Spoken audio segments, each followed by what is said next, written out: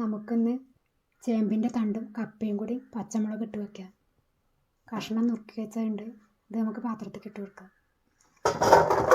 നമുക്ക് വെള്ളം ഒഴിച്ച് കൊടുക്കാം.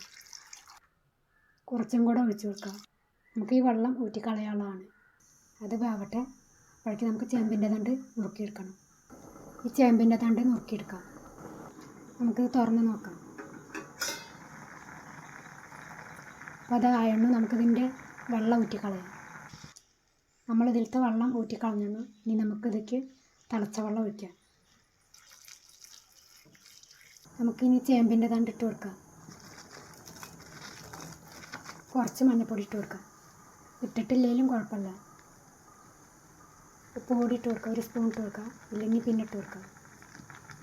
ഇതിൽ 3 പച്ചമുളകുണ്ട്. കുറച്ച് വലുതാണ്, അതുകൊണ്ട് ഞാൻ കുറച്ചിട്ടുണ്ട്. ഇതൊന്ന് ഇളക്കി കൊടുക്കാം. നമുക്കിതൊന്ന് ഇളക്കി കൊടുക്കാം.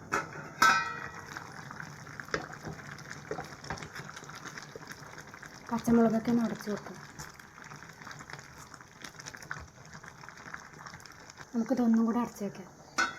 നമുക്കിതാഴെ നോക്കാം. അപ്പോൾ അതായിരുന്നു. നമ്മളിതിലേക്ക് പുളി ഇടാത്തതുകൊണ്ടാണ് കുറച്ച് ഉപ്പിടുന്നത്. ഉപ്പൊക്കെ ഉണ്ട് ഇതിൽ. ഇതായിരുന്നു. നമുക്ക് ഓഫാക്കാം. നമുക്ക് കറിവേപ്പില ഇട്ട് കൊടുക്കാം. വെളിച്ചെണ്ണ ഒഴിച്ച് കൊടുക്കാം.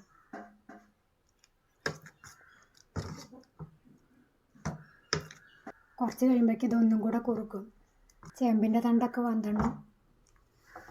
പച്ചമുളകൊക്കെ ഉടനെണ്ണു.